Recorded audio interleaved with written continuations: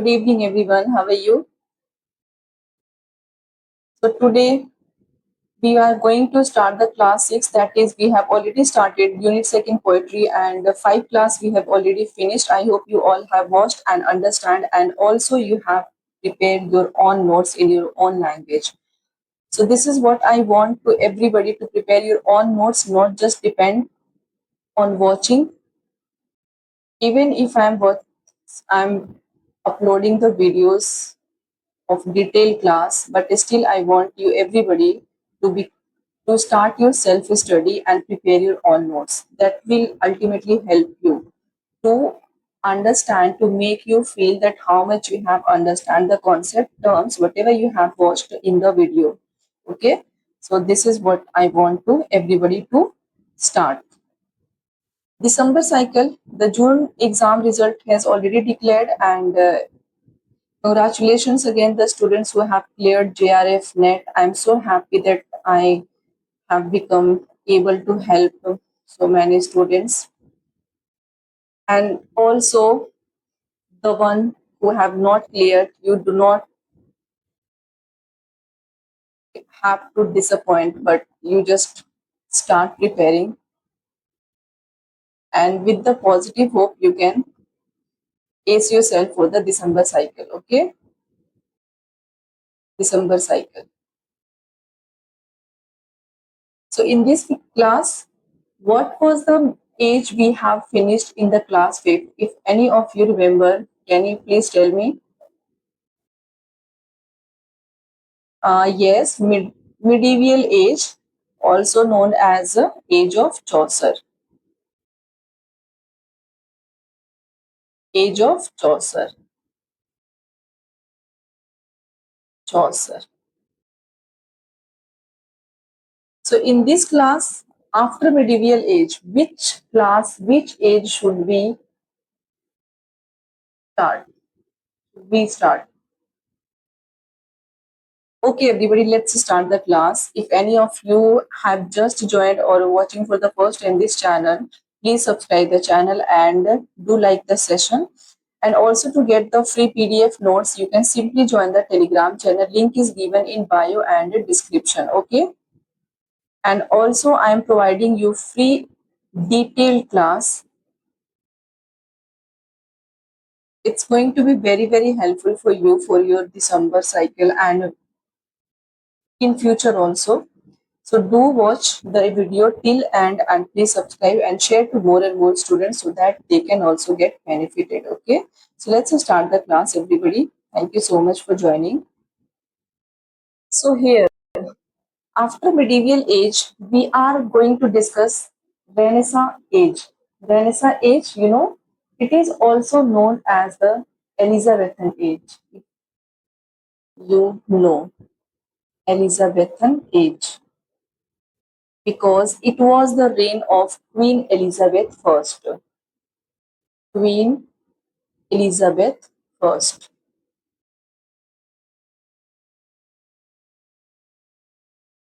Queen Elizabeth First. So there is a question in PYQs that what does this word mean? Simple, in one-liner question, they will ask that what does this word mean? So here, the term Renaissance literally means rebirth. It means rebirth.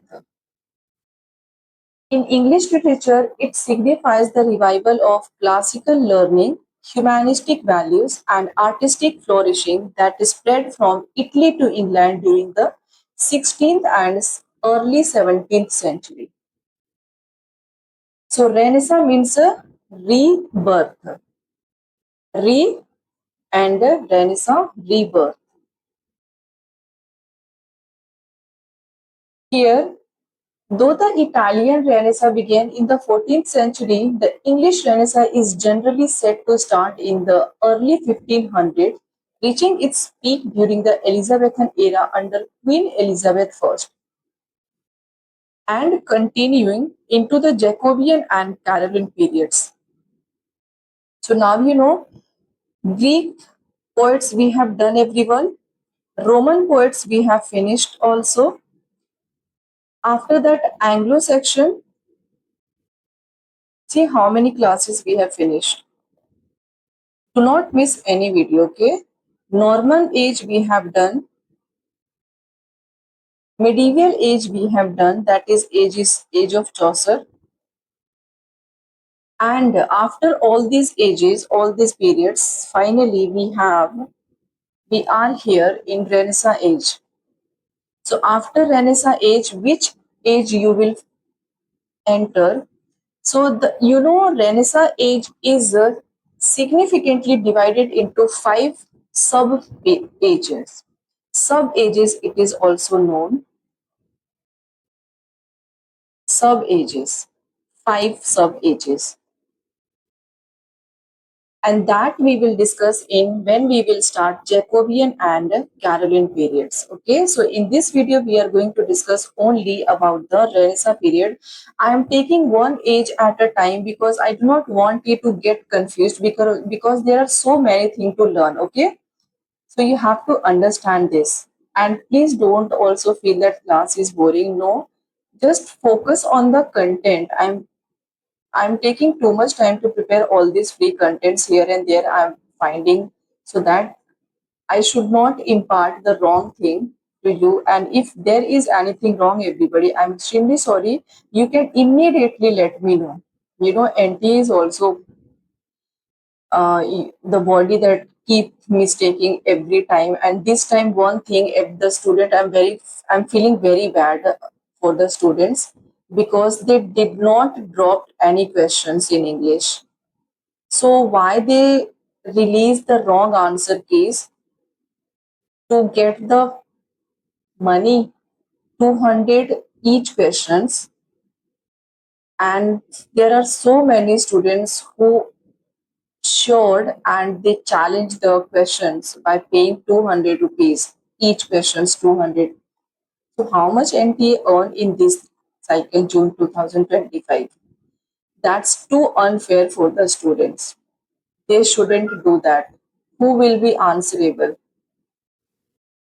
Throughout the year, every student keep working hard to just get their JRF, NET, and after these two, if there are there are the students who opt out for the PhD. But this time, it was totally unfair. Whatever happened now, it was totally unfair. I'm extremely feeling bad for my students. In fact, for all students, the one who have appeared this time. Not a single question they dropped. Then why they have released so many questions wrong in answer case? There should be a person who killed such people. Don't feel bad, everybody. Let's start, okay? So now we are doing the Renaissance period. Renaissance literally means it's rebirth. In English literature, it signifies the revival of classical learning, humanistic values, and artistic flourishing. There are so many things invented in this period, and also rebirth of the many things from this country to that country. Many writers invented. That is why this age is also known as the golden age in English literature. Golden age in English literature. Shakespearean age is also known this. Age of Shakespeare. Also Elizabethan age. Because Queen Elizabeth I was ruling here. Actually, I'm not feeling well, so that is why I could not post the video tomorrow. And still, I'm speaking slowly, so please don't mind. Renaissance period, Elizabeth period, Golden Age in English literature, and the Age of Shakespeare. So many names. I told you initial of the video when I was starting, because and these age you have to remember, everybody. Okay. So though the Italian Renaissance, began in the 14th century. Italian Renaissance began in 14th century. Then after, the English Renaissance is generally said to start in the early 1500. We study about the world literature, but our major focus should be English literature, that is British literature, because from this country, the English came into being, whether it's in the form of dialect and then later it became a language, but still our major focus should be only the British, then the other parts of the world. Okay, that is why the people make hype of British literature.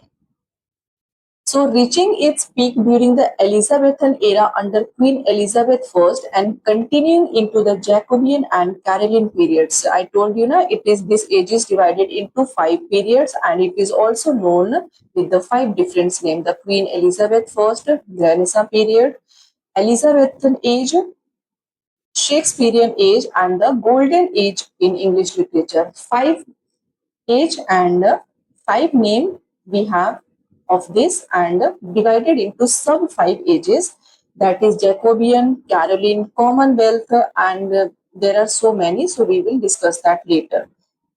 Okay, here. So this was an age of exploration, intellectual curiosity, immense artistic output. It marked a clear shift from the religious dominance of the medieval period to secularism, individualism, and scientific inquiry.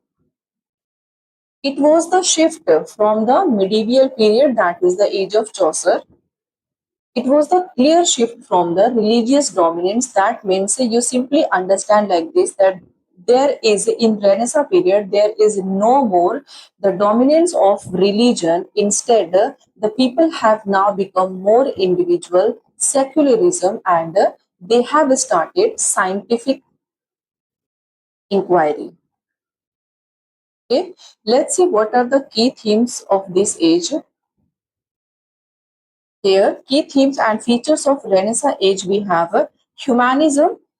It focuses on human intellect, potential, and achievements rather than divine or supernatural concerns. Individualism, it emphasizes on personal identity, introspection, and self-expression. Okay, humanism, individualism. Classical influence, it is an imitation of Greek, Roman forms, especially in tragedy, epic, satire, and lyric poetry. Imitation, it's simply you can take your mind to Shakespeare, how much he has copied from the different writers' work. New forms, we have development of the sonnet, that is Petrarchan, English section. It is also known as Shakespearean sonnet. In this age, Petrarchan sonnet, Shakespearean sonnet started, developed. So these are the themes you have to remember: humanism, individualism, classical influence, new forms. These are the key themes and features of the Renaissance period. Renaissance period. Okay. Also, blank verse unrhymed iambic pentameter in Renaissance age started and used extensively by different writers, whether it's Marlowe, whether it's Shakespeare, whether it's Edmund Spenser, whether it's John Milton. So you have to remember secular subjects you have, that is love, politics, nature, and philosophical themes became prominent. Fusion of art and science, that is literature engaged with contemporary discoveries and cosmologies. Courtly culture, much poetry was written for or about royal courts and patrons. So apart from humanism, individualism, you have to remember that there are the key themes include secular subjects, fusion of art and science, courtly culture, secular subjects. These are also the theme of a Renaissance period. Okay. So now, after discussing the key theme and how Renaissance period started, so let's discuss who were the major Renaissance poets and their works. Renaissance poets and their works. Okay. So the first one we have, everybody, it's a Sir Thomas Wyatt. You know how important Sir Thomas Wyatt Birth date and the death year, you have to remember 1503 to 1542. He was a pioneering English poet, diplomat, and a courtier during the reign of Henry VIII. He is best known for introducing the Italian sonnet form to English literature. You have faced many questions that who started Italian sonnet in English. So it is who is none other than Sir Thomas Wyatt.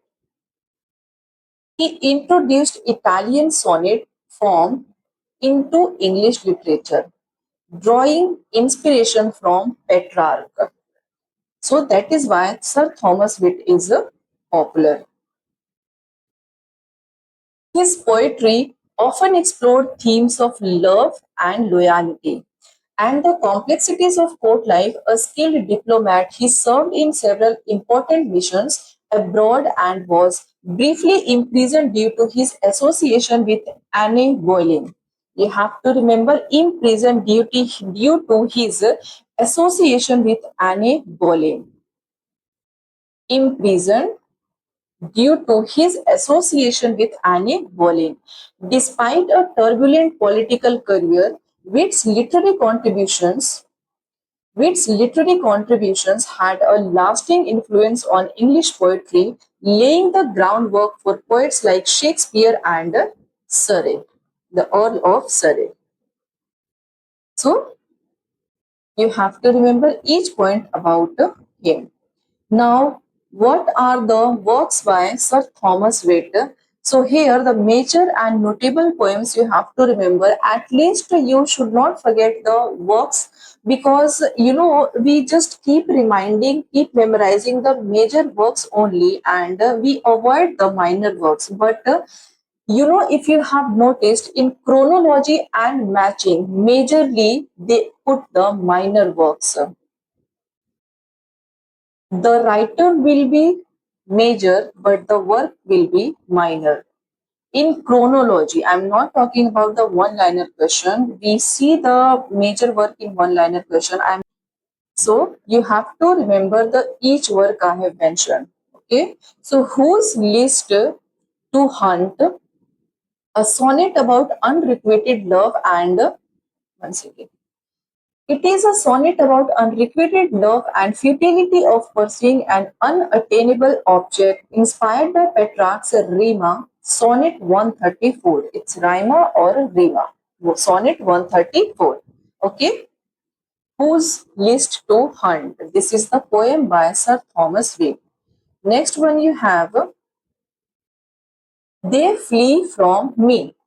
They Flee From Me, a poem that explores the fickleness of love and the speaker's changing relationship with women.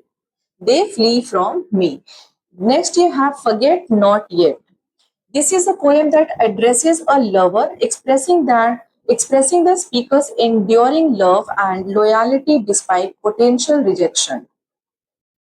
Potential rejection. Do you remember one of the writer who get rejected many times?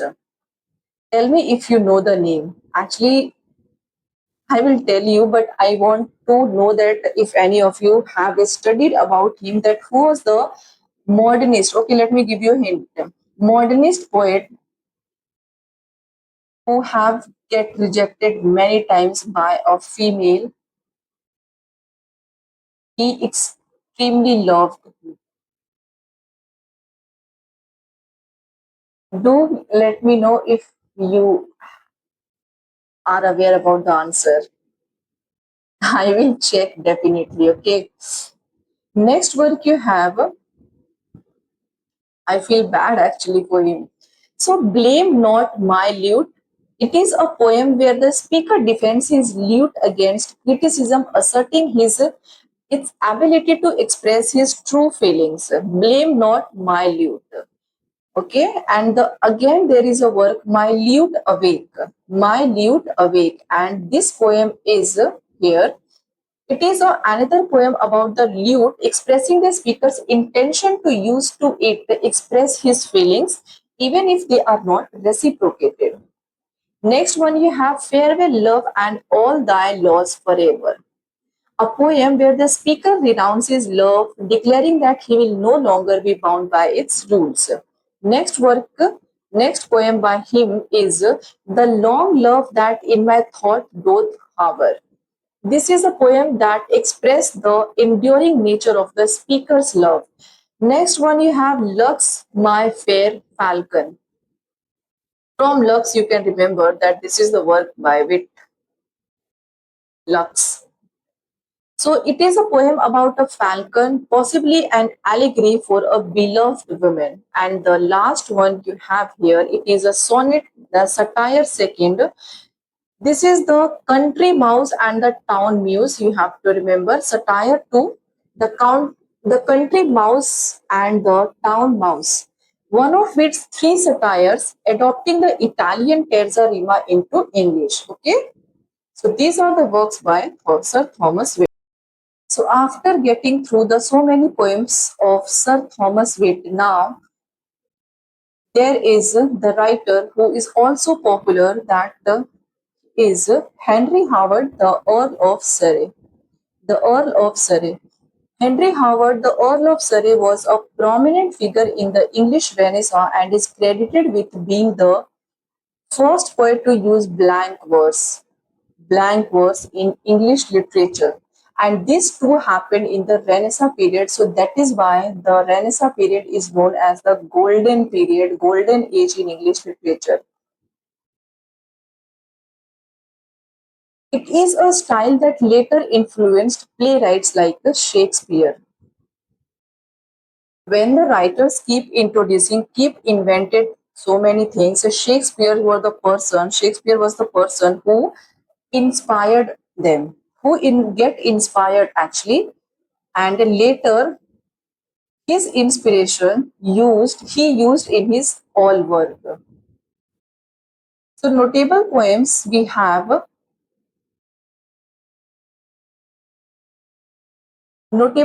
by Howard: Als so all things now do hold their peace, a Petrarchan sonnet it is that contrasts the calm and stillness of the natural world with the speaker's emotional unrest, revealing the inner conflict brought on by the pains of love. Okay, next work you have here, Complaint of the Absence of Her Love Being Upon the Sea. Uncommonly adopting a female voice, this poem expresses the sorrow and the longing of a woman whose lover is far away at sea, capturing the age of separation with heartfelt sensitivity. Complaint of the absence of her love being upon the sea. Short summary I have included. Next one you have Love That Doth Reign and Live Within My Thought. This sonnet explores the powerful presence of love in the speaker's mind, portraying it as both a ruler and a burden, sovereign in thought but often silent in expressions. The work Love That Doth Reign and Live Within My Thought. It is a sonnet that explores the powerful presence of love in a speaker's mind.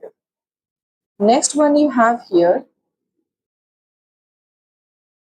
The Suit Season.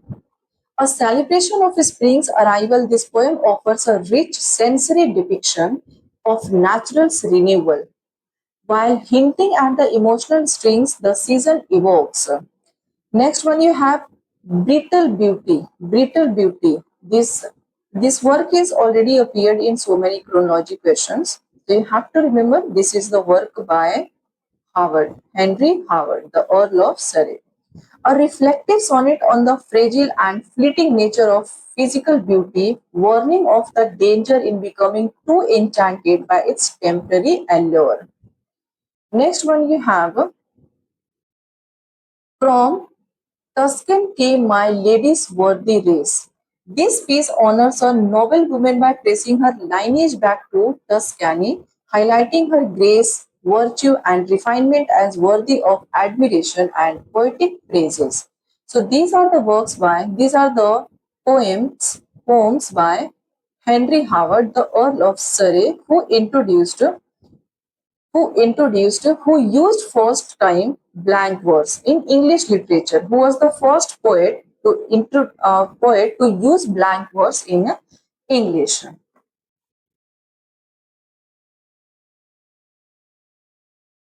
Here are two more works.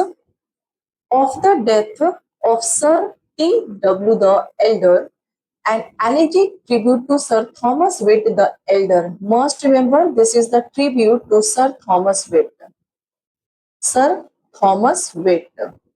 This poem mourns the loss of a friend and fellow poet, acknowledging his profound influence on English verse. There is another work by John Milton, who is written in demise of his friend, who was his Cambridge friend. So comment your answer if you know, everyone. And the work was published in 1637. I have given you the hint. Do let me know. Next one, you have the things that cause a quiet life. A contemplative poem listing the modest and meaningful elements that foster a serene and contented life, emphasizing simplicity, peace, and inner satisfaction. So these are the works by Henry Howard. Now, after these works, he has translated certain books of Virgil's Aeneas. Henry Howard, the Earl of Surrey, translated Book Second and Book Fourth. You have to remember Book Second and Book Fourth of Virgil's Aeneid into English. Virgil's Aeneid into English, translated by Henry Howard, and the name of the book, Book Second and Book Fourth, you have to remember, marking a literary milestone as the first known use of blank verse, unrhymed iambic pentameter in English literature. His translation not only brought classical epic to an English audience but also paved the way of future poets like Shakespeare and Marlowe. Okay, Marlowe and Shakespeare. So translation here, Virgil's Aeneas, Howard has translated. You have to remember, there are so many writers who have translated, so you have to remember that which book number you have to remember. Book second and book fourth, translated by Henry Howard, the Earl of Surrey, and the book is Virgil's Aeneas. After that we have Sir Thomas Wyatt, Henry Howard. Next one we have here Edward Spenser, one of the most important poets of the Elizabethan age. He also called the poet's poet. By whom? By Charles Lamb. Poet's poet. It is a PYQ if you have solved any PYQs. So you will be remembered. Edward Spenser called the poet's poet. By whom? Charles Lamb. Charles Lamb. Edward Spenser, known for fusing classical influences with native English traditions, he deeply influenced by Italian epic poetry, especially Aristo and Tasso, and humanism. Also,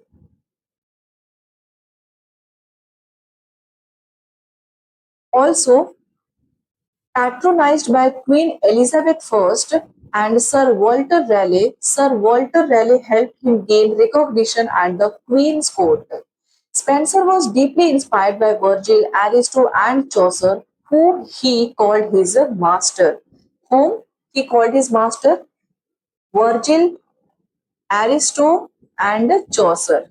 He was deeply inspired by all these writers, and that's why he called them his master.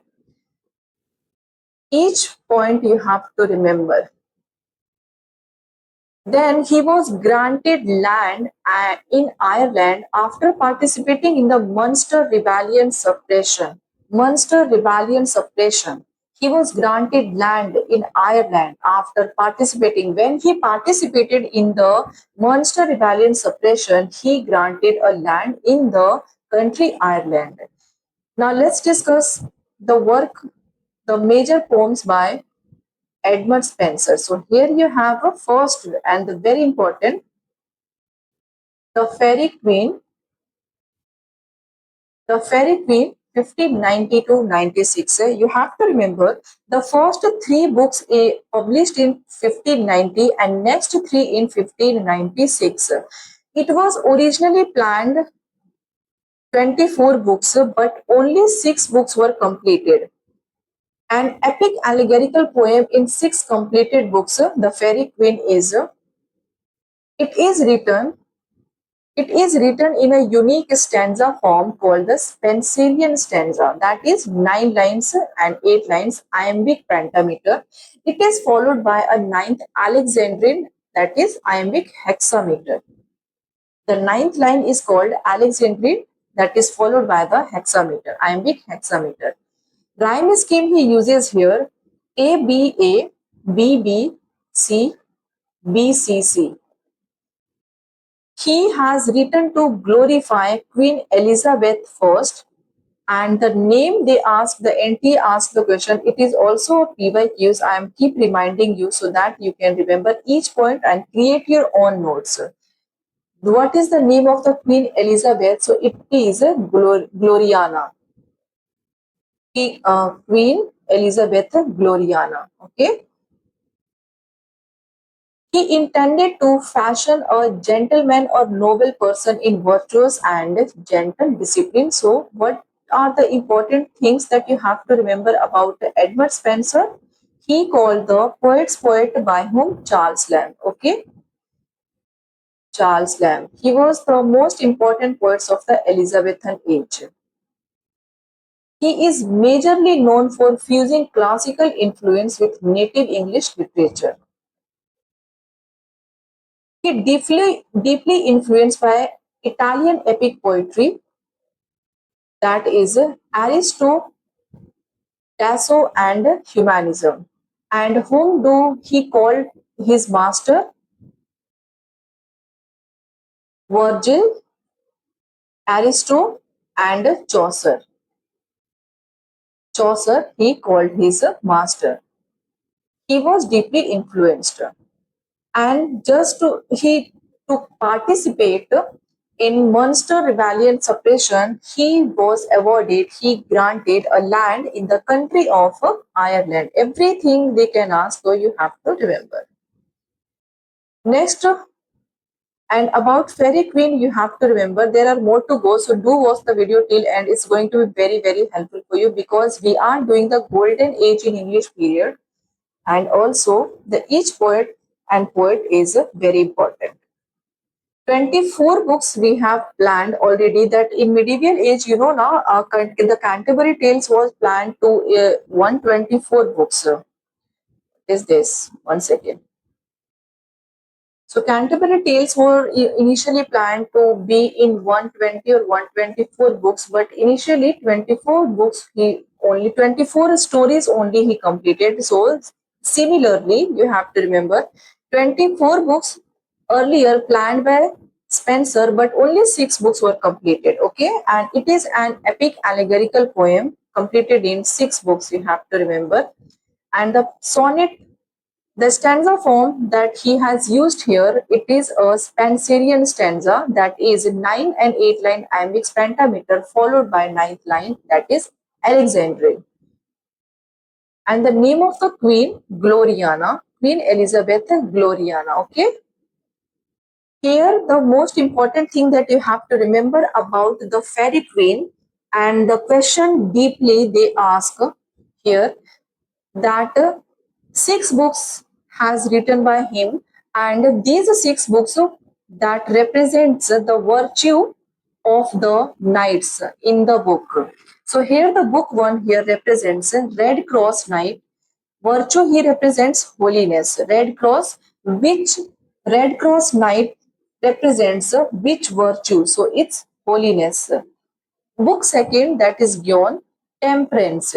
Temperance, you have to remember. Book 3, that is Britomat, chastity. It's a PYQ. Book 4, you have Campbell and Trymont, that is friendship. If you find two names, Campbell and Trymont, you can select a friendship. Book 5, you have Article, that is he represents justice. Book 6, you have a Calidor. He represents courtesy. Virtue, they represents the characters of the book, The Fairy Queen by Edmund Spenser. These are the virtues that all the characters in the different book, all these three books represent.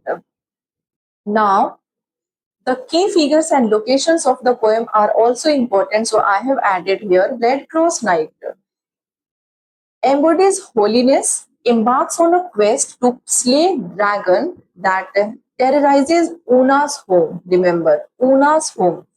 And who is Una here? Una that represents truth and is often depicted with a lion, symbolizing courage. Now you have Gion. Gion, what he represents, embodies temperance and destroys the boar of bliss. Next one you have here, Britomat that represents chastity and seeks her love, Artegal. Love, Britomat. Desa you have it that represents falsehood and deception, falsehood and deception, often opposing the Red Cross Knight. Then you have Archimago, a sorcerer who uses illusions and deception to mislead the knights. All the 6 knights are misleaded by Archimago. And next one you have the House of Pride. A location. The House of Pride is a location in book first, symbolizing the 7 deadly sins. If you remember the name of the 7 deadly sins, do immediately comment your answer. The House of Pride in the Edmund Spenser's Fairy Queen, it is a location in book first that symbolizes the 7 deadly sins. Okay. Next one you have Amirati, you know.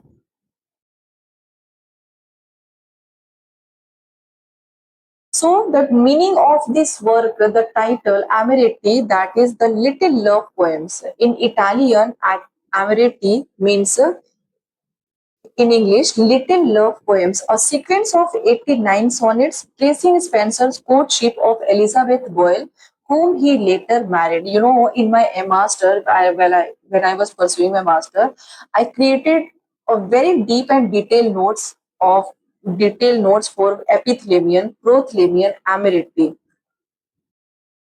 Very, very important. So it is a 89 sonnets and the title meaning you have a little love poems. The later he got married Elizabeth Boyle, who unique among Elizabethan sonnet sequence because it ends in the marriage, not unrequited love or disappear. And what are the themes that this work represent here? Themes the work represents courtly love, purity, constancy, spiritual and emotional growth in love, contrast between earthly and divine love. The important sonnets from this work you have to remember here. Sonnet 75, the line you have, one day I wrote her name upon the strand, a meditation on immortalizing love through poetry. And Sonnet 1, introducing to the beloved and the act of writing poetry for her. Next one you have the work Epithalamion. Epithalamion 1595. The meaning of epithalamion you have here. A poem written to celebrate a wedding day, epithalamion and then later prothalamion, derived from Greek epi. Epi. Epi means upon, plus thlamion you have thalamus, that is bridal chamber. Bridal chamber. The background of the poem you have is Spenser composed epithalamion for his own wedding to Elizabeth Boyle. Elizabeth Boyle, okay? And the form that this work is written, 24 stanza plus an envy, that is conclusion. It represents 24 hours of the wedding day, moving from pre-dawn to night. Rich in classical allusions, Christian references, and personal emotion. Each thing he has represent in a very deep detail and clear and precise way. The theme that this work epithalamion represents, marital love, purity, fertility, and divine blessing. It incorporates mythology, that is Muses, Phoebus, Apollo, and Christianity side by side, a hallmark of Renaissance Syncretism. Hallmark of Renaissance, syncretism. So you have to remember. Now the literary value of the work Epithalamion, it blends lyric beauty with personal emotion and structured celebration. It considered one of the finest epithalamia in English literature. It is praised for its musical quality, metaphoric richness, and timed structure. So these are the literary value of the work Epithalamion by Spenser. Now, after Epithalamion, you have a Prothalamion. So meaning of the work, you have a song sung before a wedding. Pro means you can prior, pro before. So from Greek, pro means here before.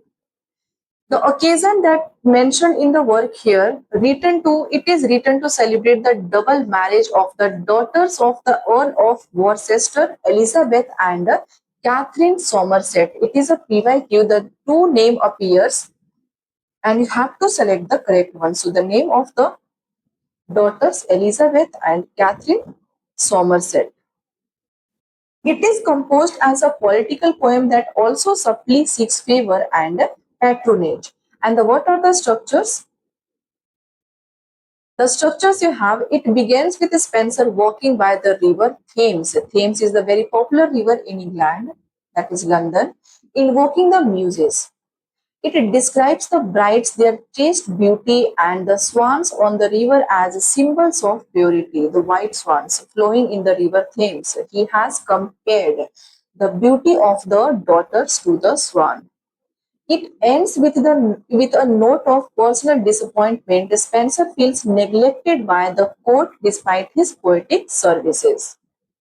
What are the themes of and style of the work you have? Themes, it represents public celebration, courtly politics, marriage as a harmony. Its subtle contrast between public joy and personal grievance. Edmund Spenser somehow feels that he has been sidelined because it was a political affair. The whole wedding was a political affair, so that is why the theme is also here added, personal grievance. And the personal grievance himself by Spenser, he feels. The style here you have beautifully descriptive and meditative. It combines classical elements with English nationalism. So these are the themes and style of the work.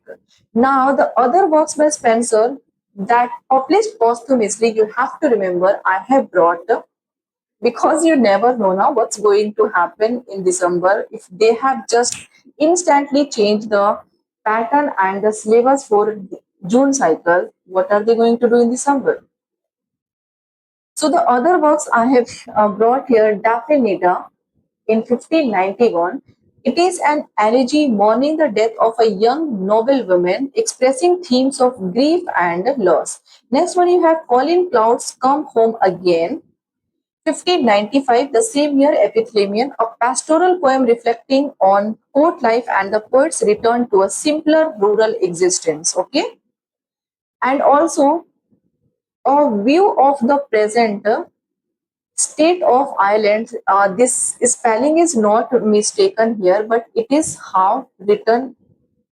So I have brought as it is. Okay, I told you now in medieval age how Geoffrey Chaucer used to write. I have shown you the example also. So this might be the reason. Spelling is not error. So a view of the present state of Ireland. It is published posthumously in 1633. So it is a prose treatise presenting a controversial perspective on the governance and subjugation of Ireland. So these are the works by Spenser. You have to remember poems. Now next one we have, let's discuss about Sir Philip Sidney. We have finished the wit, about wit we have finished. Then Earl of Surrey, Howard. Then just we finished Spenser. Wit, while he is famous, introduced Petrarchan sonnet, remember. Howard, why he famous, also known as Earl of Surrey, first poet used blank verse. blank verse, first poet, Petrarchan. And Spenser, why he is famous? He is known as the poet's poet. By whom? Poet's poet. By whom? Charles Lamb. Charles Lamb.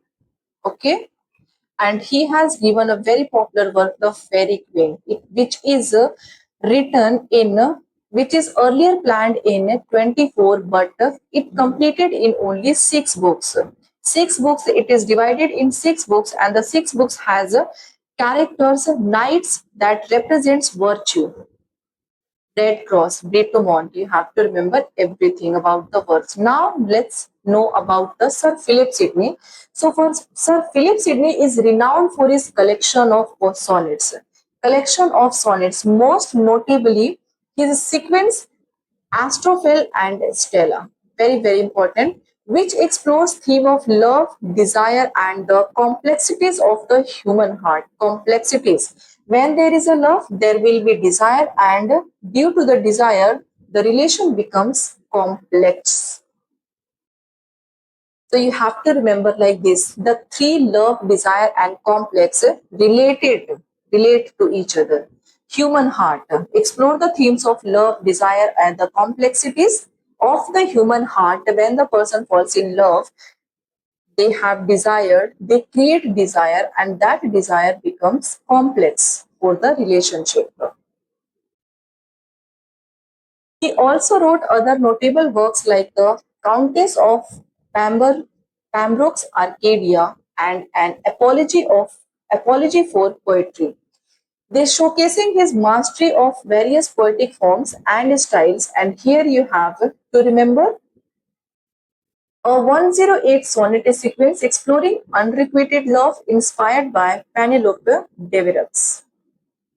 It introduced personal emotion voice to English sonneteering. And what are the notable works by Sir Philip Sidney?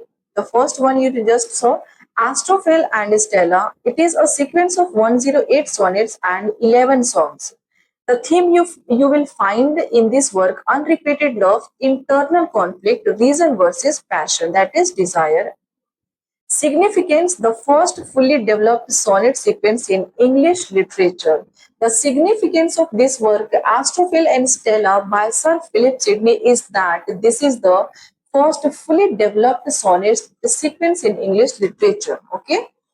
It explores the themes of unrequited love and desire through the persona of Astrophil, that is the star lover, and his beloved Stella, that is his star. The star lover is Astrophil and his beloved Stella is his star. The sequence is believed to be inspired by Sidney's relationship with Penelope de Virux, later known as Lady Rich. So these are the highlighted points that you must remember about the work Astrophil and Stella by Sir Philip Sidney. Also, the example poems you have, Loving in Truth and Fain in Verse My Love to Show, it is a sonnet one. With how sad steps, O moon, thou climbs the skies, sonnet 31. Certain sonnets by Sir Philip Sidney you will find a small group of lyric poems outside Astrophil and Stella, and then the notable poems you must remember here, Ring Out Your Bellies,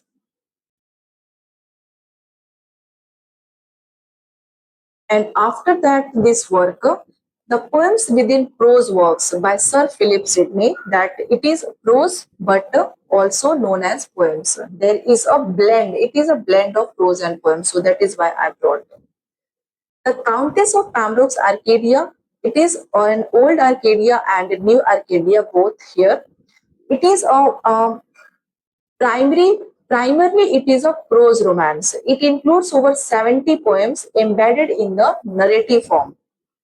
And the poem types you will have here, sonnets, songs, eclogues, and elegies. The themes that these sonnets represent, love, virtue, politics, philosophical reflections. Okay.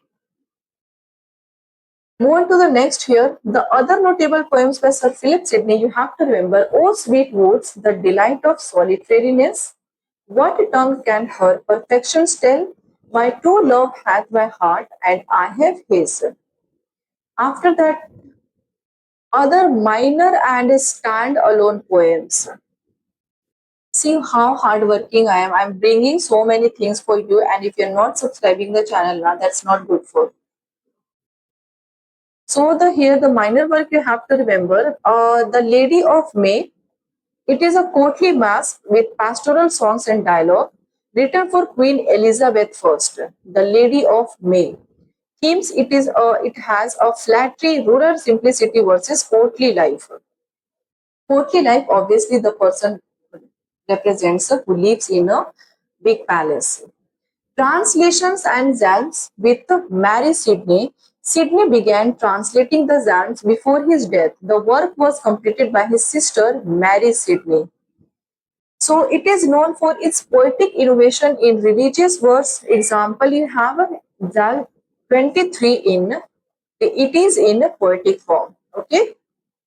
Okay, so after finishing the four writers, now let's move on to the Christopher Marlowe. And you know, each writer have significant contribution in this age. That is why this age is very, very important to study in English literature. You cannot simply miss. So Christopher Marlowe, you have 1564 to 1593. The date of birth is similar to the date of birth of a Shakespeare. Here it is mentioned same birth year as a Shakespeare, but Shakespeare died in 1616 and 1593. He died in the age of 29. And who was the youngest poet who died in such a young age, that is the age of 25? John Keats. John Keats. So he was an influential Elizabethan dramatist and poet, best known for his plays, but his poems also made noteworthy contributions to English literature. Majorly, he is known for his work Tamburlaine, Jew of Malta, and the Dr. Faustus, and many more. But his poets is also there, so that is why we have to study as a student of English literature, and especially UGC NET. So he was the leading figure of the Elizabethan Renaissance. He is known for introducing blank verse to drama, but also a refined lyric poet. He introduced blank verse to drama. He died at the young age 29 under mysterious circumstances. It is somehow believed that he was stabbed in a tavern. Let's see the work poem by Marlowe. So the passionate shepherd to his love. The form of this work you have pastoral lyric rhymed couplets in iambic tetrameter. The theme you will find in this work, a shepherd's romantic invitation to his beloved to live in idyllic nature. The tone you have idealistic, sensuous, and persuasive. And he is famous for this work is famous for launching the pastoral tradition in English poetry. Famous for launching the pastoral tradition, pastoral elegy. The work I have asked you that the work John Milton wrote about his demise friend. The work is Lycidas, the King Edward II, I think. Correct me if I'm wrong. King Edward II, he has mentioned, was his Cambridge friend. He drowned. So you have to remember each point, okay? Here, counter response you have to remember the Nips reply to the shepherd here by Sir Walter Raleigh.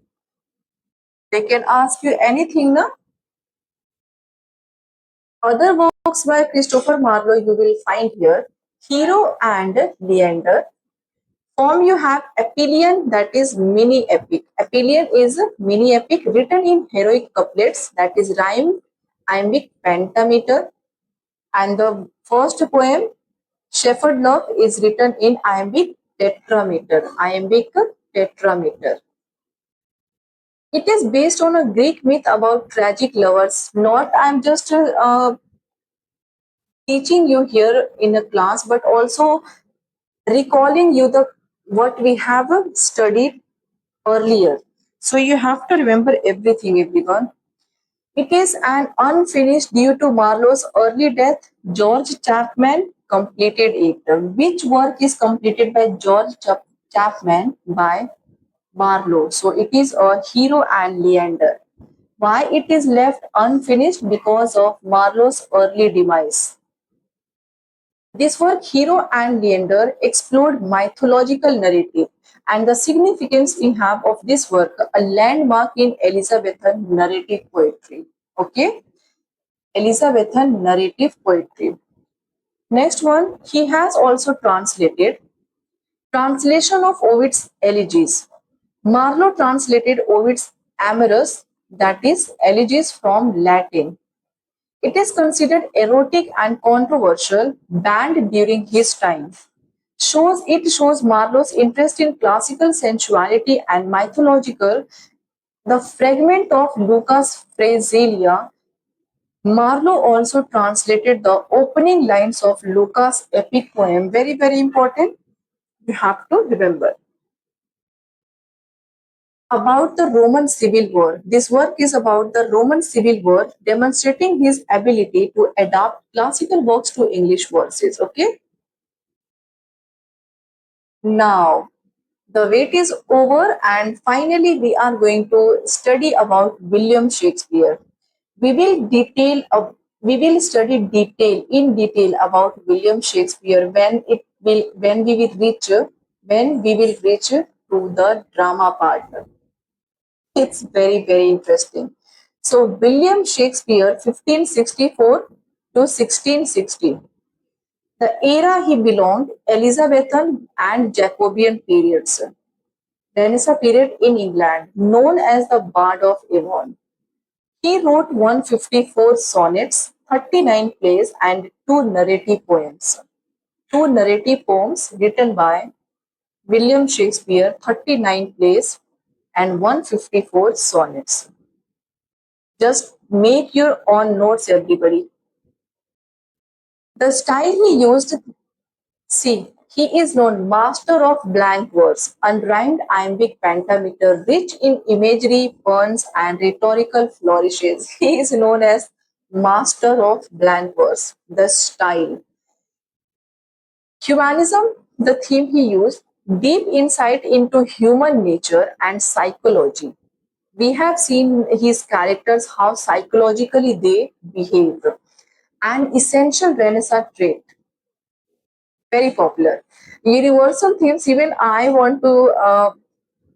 know already that he has copied many writers. That is why Robert Greene teased by him, and also still I want to research about Shakespeare because he has not attended universities, he has no such educations. Still, he wrote so many plays. How? In such a nice way.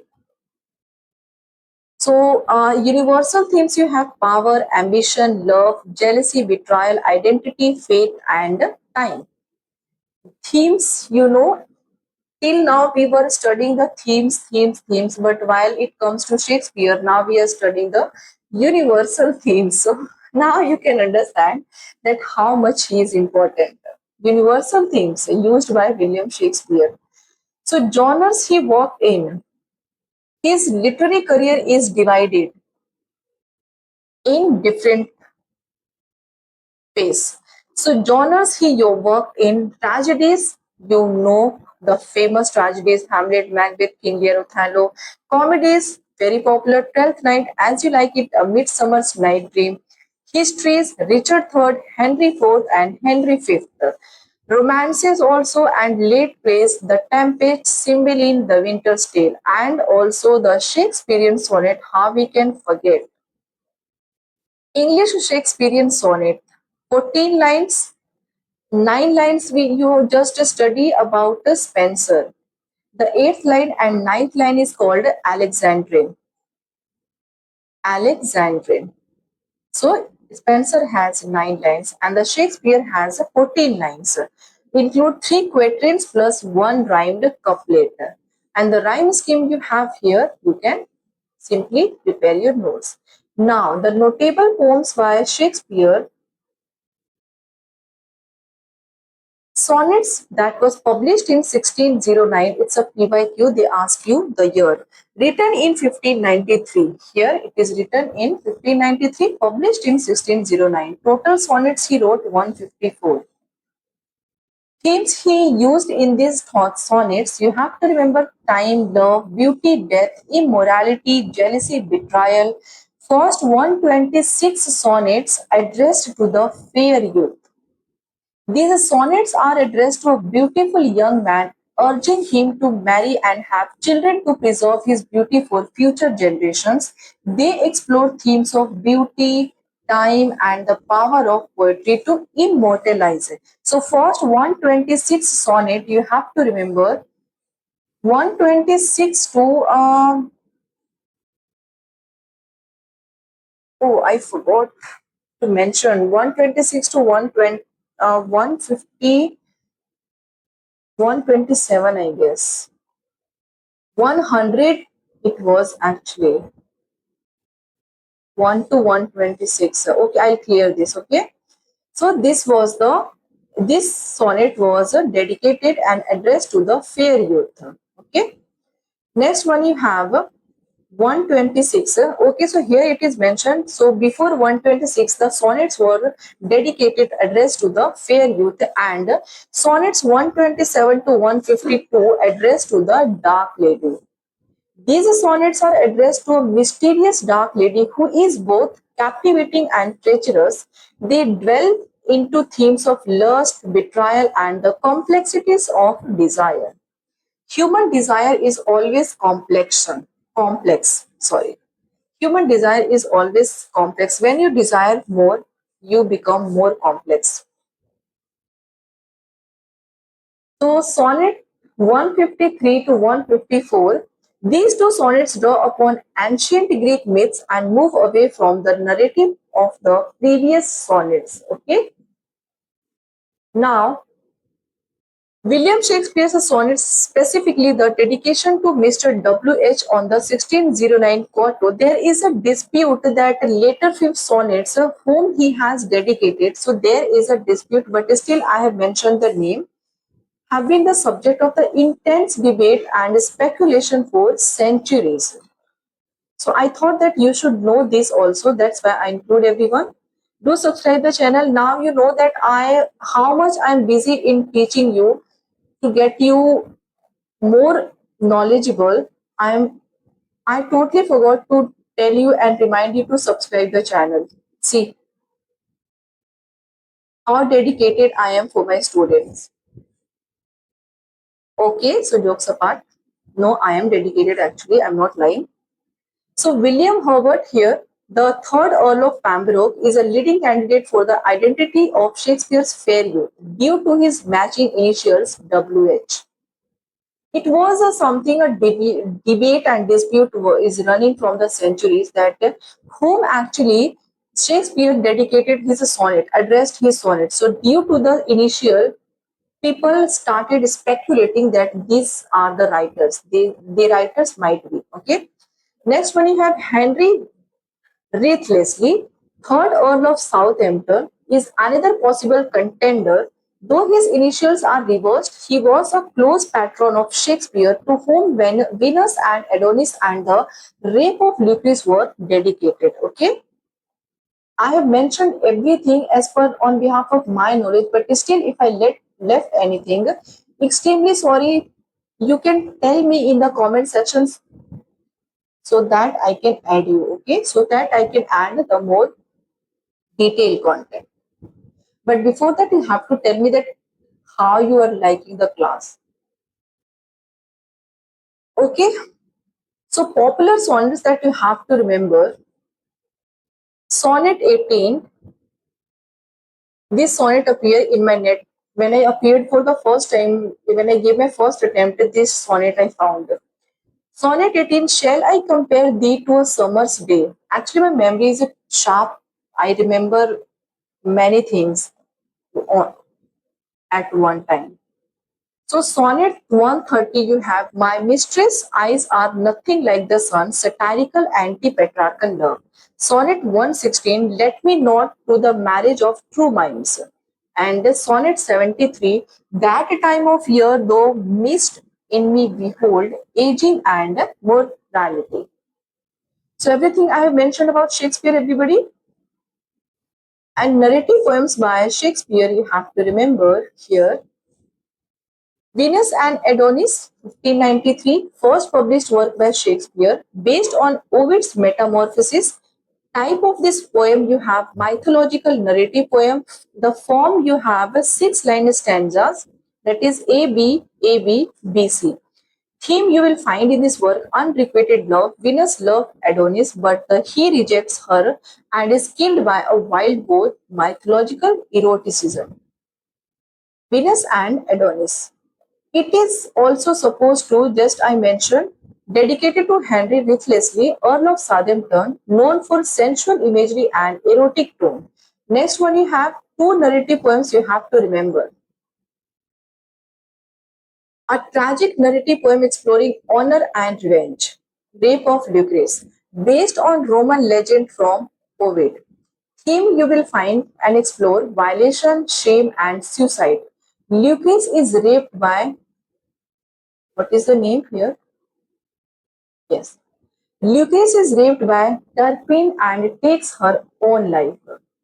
Form you will find Rhyme Royal, 7-line stanzas, dedicated again to Henry Wriothesley, known for psychological insight and moral dilemma. It explores female honor and male lust. So, these are the two narrative poems by Shakespeare. Now,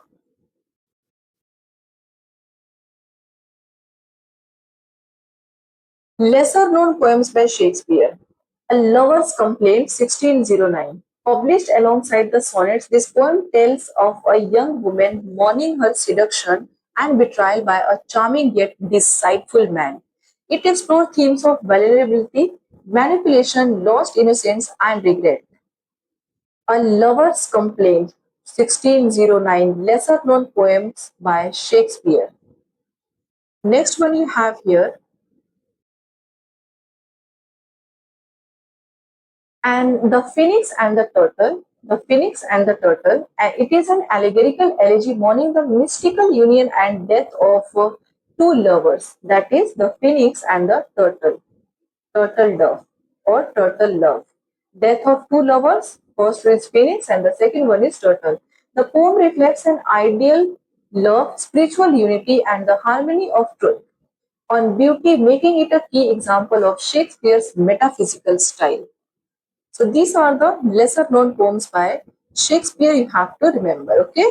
Now, one another writer from same era we have the Renaissance age we are doing here, everybody. Do remember the lesser known writer you have Michael Drayton.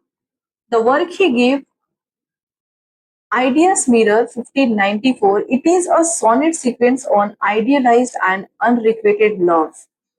Didn't you find in Renaissance age the major theme you find here unrequited love?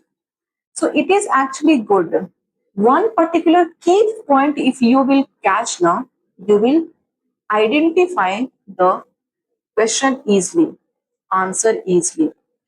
Next one you have Holy Albion 1612 to 1622. It is a long historical and geographical poem celebrating England's landscape.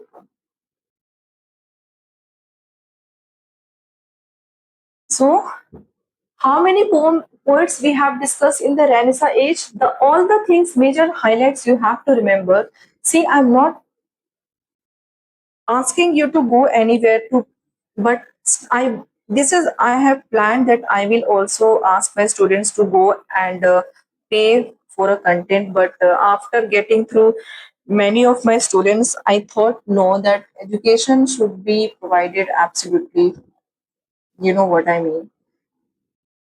Because they keep searching, they keep roaming around to find the good content so that they can prepare. I have experienced, I have lost my so much money in while exploring the good content. I paid my monies, but I didn't get any benefit. Until unless you do self-study, you're not get benefited by any paid class.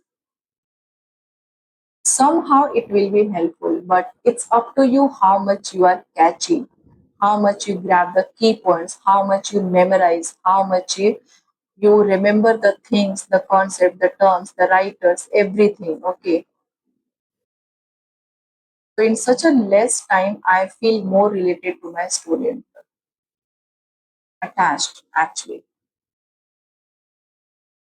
So while earlier Renaissance poets like Spenser, Shakespeare emphasized grandeur and harmony, metaphysical poets brought the moment to an introspective intellectual climax, making them vital to later Renaissance literature. So just after Renaissance literature, which age we are going to enter, do let me know in the comment section, then we will start the next class. Okay. So this is all for today, everybody. I hope you have liked the session. You should have liked the session actually. Do subscribe the channel, and you know what you have to do, join the telegram channel to get the pdf. Actually, I will share the poetry class notes once the this class is being over. Okay, so you don't have to worry. Every day I keep sharing the few questions, whether it's assertion, reason, one liner, statement based questions, and lengthy questions, short questions, and I feel good the students keep discussing and try to find the guest correct answer. So it's good actually. You know, in teaching, the best method is supposed to be the discussion method. In this way, students find the correct answer in more understandable way.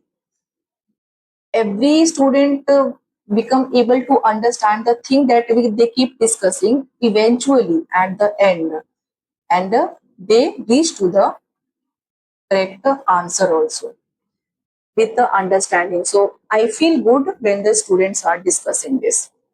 So you also join the Telegram channel. Okay. So this is all for today, everybody. Thank you so much for joining. Do prepare yourself for December cycle, and I want not a few but too many students who will notify me, message me that ma'am, I have cleared my note, cleared my net and JRF and PhD thanks to you. Thank you so much, everybody. Do take care of yourself. Thank you so much. Bye bye.